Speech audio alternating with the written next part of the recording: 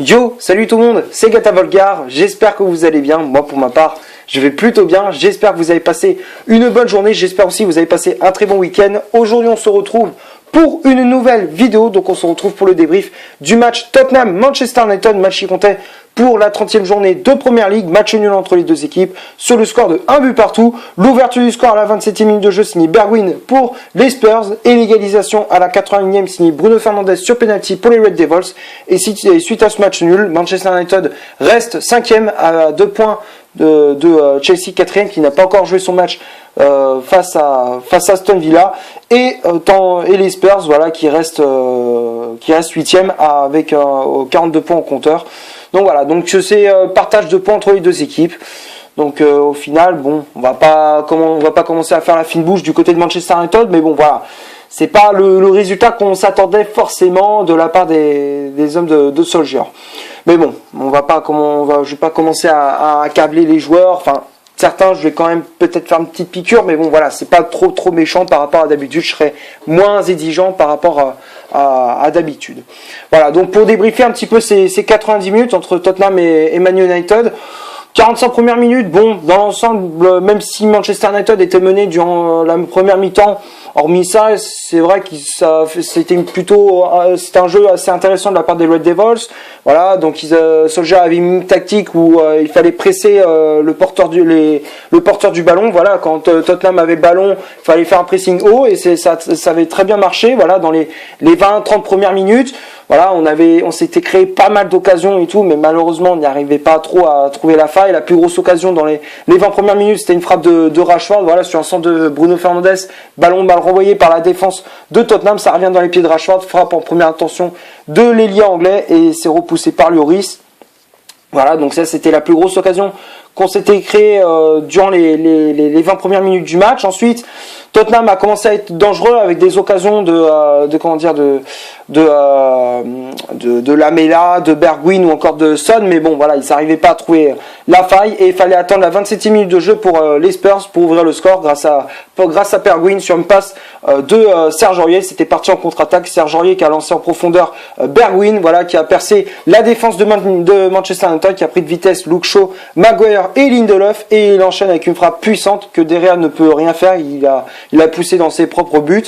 Donc voilà, donc du coup Tottenham mène 1-0 contre toute attente, et voilà, donc c'est le score à la pause. Second mi-temps, Manchester United pousse, voilà, pour essayer d'égaliser, mais ils n'y arrivent pas. On avait fait rentrer Pogba et Greenwood en second mi-temps, et c'est vrai que ça a plutôt bien payé, ça apporte un petit peu plus de peps pour les Red Devils, et voilà, mais bon, on n'arrivait pas trop à trouver la solution, et il fallait attendre la 81e. Voilà, Pogba qui était sur le côté droit, il a réussi à enrhumer Eric Dyer sur son côté, et derrière le défenseur de Tottenham pousse le milieu français de Manchester United, et derrière, logiquement, on sait très bien, penalty pour United, et du coup Bruno Fernandes s'en charge pour le tirer avant de marquer. Voilà, donc du coup on revient à un but partout. On aurait pu basculer le match, on aurait pu gagner, le match aurait pu basculer en fin de match avec en fin de partie, voilà, si on peut dire ça comme ça, avec des occasions de Greenwood, une frappe trop croisée ou encore une frappe de Bruno Fernandes qui n'est pas cadrée malheureusement. Donc du coup c'était bon, voilà, c'est un match nul. On va pas dire que c'est, comment dire, c'est, voilà, on est énervé, mais voilà, c'est un petit peu frustrant, voilà, si on peut dire ça comme ça. Mais voilà, on va pas commencer à critiquer un tel ou un tel, voilà, même si je vais dire, comme je disais, je vais faire une petite piqûre à certains joueurs. Mais bon, voilà, c'est pas trop méchant, mais bon, voilà, c'est pas, je serai moins exigeant par rapport à d'habitude. Donc on va passer maintenant à la composition d'équipe qu'Ole Gunnar Solskjaer a aligné. Donc on est repassé au bon vieux 4-2-3-1 avec Derrea dans les cages, charnière centrale Maguire, Lindelof, Maguire qui a le brassard de capitaine. J'aurais préféré une charnière centrale Maguire, Eric Bailly, ça aurait été un petit peu plus solide. Mais bon, voilà, il a préféré mettre Victor Lindelof. Les latéraux, Wan-Bissaka à droite, Luke Shaw à gauche, McTominay et Fred devant la défense, Bruno Fernandes en numéro 10, les ailiers, Rashford à gauche, Daniel James à droite, et en pointe de l'attaque, en poste de numéro 9, à Man United, c'était Anthony Martial. Donc après, il y a eu les remplaçants qui étaient entrés en jeu. Il y avait Matic qui était entré en jeu à la place de Victor Lindelof, Mason Greenwood à la place de Daniel James, Eric Bailly à la place de Scott McTominay, Pogba à la place de Fred et Odion Gallo à la place de Anthony Martial. Voilà pour la composition d'équipe, pas grand chose à dire, même si j'aurais préféré, comme je disais, une charnière centrale en défense, charnière centrale Maguire-Bailly, mais bon voilà, Solskjaer il a toujours peur que Bailly se blesse, même si c'est vrai que il a souvent des pépins physiques, il est souvent à l'infirmerie, mais voilà, mais le peu de fois qu'on le voit, c'est vrai que voilà, il a prouvé sur des matchs qu'il répond présent et qu'il est solide défensivement. Voilà. Donc du coup, on va passer maintenant aux statistiques de cette vidéo. Donc on va commencer par celle de Tottenham. Tottenham, c'est 39% de possession balle, 7 corners, 6 tirs au total, dont la moitié des tirs ont été cadrés, 3, une position de hors-jeu et 17 fautes commises. Donc tout ça, c'est du côté de Tottenham. Et du côté de Manchester United, c'est 61% de possession balle, 6 corners, 10 tirs au total, donc 6 tirs cadrés, donc 4 tirs non cadrés, 3 positions de hors-jeu et 18 fautes commises. Donc tout ça, c'est du côté de Manchester United. Voilà. Bon, pas grand-chose à dire dans les statistiques, hormis ça représente bien la physionomie de ce match. Voilà, Manchester qui avait le ballon, qui se sont créés beaucoup d'occasions, mais voilà, ils n'arrivent pas forcément à trouver la faille, notamment avec Martial, avec Bruno Fernandes, avec Rashford.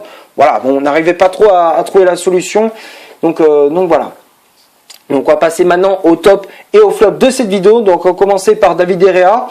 Voilà, De Gea, bon, même s'il y en a, ils vont critiquer et tout. Moi, bon, je trouve que voilà, il pouvait pas faire grand chose sur la frappe de Bergwijn. La frappe était tellement, elle était surpuissante que voilà, même à un moment donné, on voyait qu'il avait essayé de boxer avec le poing, mais ça s'est dévié dans ses propres buts. Donc voilà, ça voulait dire que la frappe était vachement puissante. Donc voilà, donc De Gea. Voilà, sur le but, je peux pas trop lui reprocher, mais je vais pas trop le reprocher, mais c'est plus, voilà, mais hormis ça, voilà, c'est sur le reste du match, il a été clairement solide, voilà, il a repoussé pas mal de tentatives de Kane, de Young Min-son, voilà, notamment la demi-heure de jeu, je crois, sur une tête de Young Min-son, c'est lui qui fait une claquette, voilà, claquette magnifique de la part du portier espagnol. Donc voilà, donc dans l'ensemble, De Gea, il a fait un match pas dégueu, voilà, donc pour moi, De Gea, je le mets dans le top. Ensuite, la charnière centrale Maguire Lindelof, pardon. Maguire, bon, c'est pas le Maguire en top forme, voilà, qui est dans de bonnes conditions, qui est dans très bonne forme, voilà. C'est pas le Maguire qu'on connaît. Voilà, bon, match plutôt moyen, mais bon, voilà, on va pas dire que voilà, c'est le match top niveau, mais bon voilà, sur certaines actions, il a été plutôt solide. Voilà, même si sur le but de Bergwijn, bon, on peut le reprocher il s'est fait un petit peu avoir, il s'est fait un petit peu manger, mais bon voilà, hormis ça, Maguire, bon voilà, il a fait quand même 2-3 interventions assez importantes, donc qui limite un petit peu la casse, donc voilà, donc pour moi Maguire, je le mets quand même dans le top. Lindelof, bon. Ouais, enfin moi je suis pas très emballé, j'ai pas été énormément emballé par le match de Victor Lindelof, voilà, donc voilà, c'est une petite piqûre, voilà, première piqûre que je fais dans les tops et les flops, voilà, donc Lindelof, je le mets dans le flop. Ensuite les latéraux, pardon, Wan-Bissaka et Luke Shaw. Wan-Bissaka, voilà, match solide de la part du latéral anglais, voilà, qui a répondu présent, qui a été très solide. Donc voilà, donc pour moi, Wan-Bissaka, je le mets dans le top. Luke Shaw aussi, voilà, même si bon, certains moments, il a été en difficulté, mais voilà, il a quand même répondu présent offensivement. Il a récupéré pas mal de ballons, il a adressé de très bons centres, voilà, notamment à la 65e, où récupère un ballon, il centre pour Anthony Martial, qui se retourne et qui l'enchaîne avec une frappe qui est repoussée par Lloris. Donc voilà, donc hormis ça. Voilà, défensivement, il a été un petit peu en difficulté. Il a pris quelques fois le bouillon sur son côté, mais bon, voilà, dans l'ensemble, il n'a pas été mauvais. Donc voilà, donc Luke Shaw pour moi, je le mets dans le top. Ensuite, le milieu de terrain, Fred et McTominay. Voilà, McTominay, match pas dégueu de la part du milieu écossais. Fred, pareil, match pas dégueu. Donc voilà, dans l'ensemble, ça a été plutôt correct. Donc pour moi, je le mets dans le top. Bruno Fernandes, voilà, même si bon, il était un petit peu en dessous par rapport à ses performances lorsqu'il est arrivé à Manchester, mais bon voilà, hormis ça, il a été plutôt bon au milieu de terrain. Offensivement, il a apporté, défensivement, il a fait pas mal de replis défensifs. Donc voilà, donc il a fait un match assez complet, le portugais. Donc voilà, donc Bruno Fernandes pour moi, je mets dans le top. Ensuite, les ailiers Rashford et Daniel James. Daniel James, bon. Voilà, même si c'est vrai, j'ai encensé en début de saison, mais voilà, sur ce coup-là, c'est vrai que c'est un petit peu compliqué à juger parce que bon, c'est vrai qu'il a fait 2-3 bonnes actions, mais bon, voilà, il y a beaucoup de déchets techniques. Il s'est fait reprendre plusieurs fois sur son côté par Davis.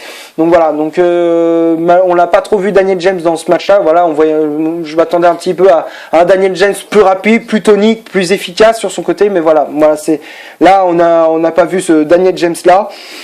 Donc voilà, donc match assez un petit peu décevant de la part du Gallois. Donc pour moi, Daniel James, je mettrais dans flop. Martial, voilà, dans l'ensemble plutôt correct aussi. Anthony Martial qui a pas été dégueu non plus. Donc voilà, il s'est créé 2-3 occasions dangereuses, comme je disais à la 65e où il s'est retourné, voilà, sur un centre de Luke Shaw. Il contrôle ce ballon du pied gauche avant d'enchaîner avec cette frappe avec une frappe, voilà, qui est repoussée par Lloris. Donc dans l'ensemble, Martial n'a pas été dégueu jusqu'à sa sortie. Donc voilà, donc pour moi Martial, je le mets dans le top. Et du coup, les remplaçants, Matic, Greenwood, Bailey, Pogba et Igalo, les 5 je les mets dans le top, pardon. Matic qui a pas été dégueu au milieu de terrain, qui a apporté un peu plus de physique. Voilà, après Greenwood, moi j'ai trouvé un Greenwood meilleur que Daniel James. Voilà, il apporte un peu plus de pep sur son côté, voilà, qui a apporté un peu plus de jus au poste d'ailier droit à Man United. Bailey, très bonne entrée en jeu, voilà, qui a été costaud défensivement, voilà, qu'on a trouvé que Manchester United était plus costaud défensivement que quand quand il y avait Lindelof. Voilà, j'ai trouvé que Bailey il était un peu plus costaud défensivement que Lindelof. Donc voilà. Donc pour moi, Bailey je le mets dans le top. Pogba aussi, très bonne entrée en jeu de la part de Paul Pogba. Donc match, on peut dire l'entrée en jeu très complète. Voilà, une entrée en jeu qui était très intéressante. Il a récupéré pas mal de ballons. Il a permis à Manchester United d'avoir un jeu un peu plus créatif. Voilà, donc moi j'ai trouvé Pogba assez intéressant. Donc pour moi je le mets dans le top. Et ensuite Igalo. Voilà, bon, même si on l'a pas trop vu. Voilà, bon, il a été plutôt bon. Voilà, il s'est créé quelques occasions dangereuses. Donc voilà, qui a mis à contribution Hugo Lloris. Donc voilà, donc pour moi Johnny Gallo je le mets dans le top. Donc les deux seuls flops durant cette rencontre pour moi sont Daniel James et Victor Lindelof. Voilà, donc c'est tout ce que j'avais à dire pour ce Tottenham Manchester United. J'espère que la vidéo vous aura plu. Si c'est le cas, vous laissez un énorme like. Tu cliques ici pour t'abonner pour rien rater de mes vidéos. Tu cliques ici pour en voir une autre si tu le souhaites. Et moi je te dis à la prochaine pour une prochaine vidéo. Ciao.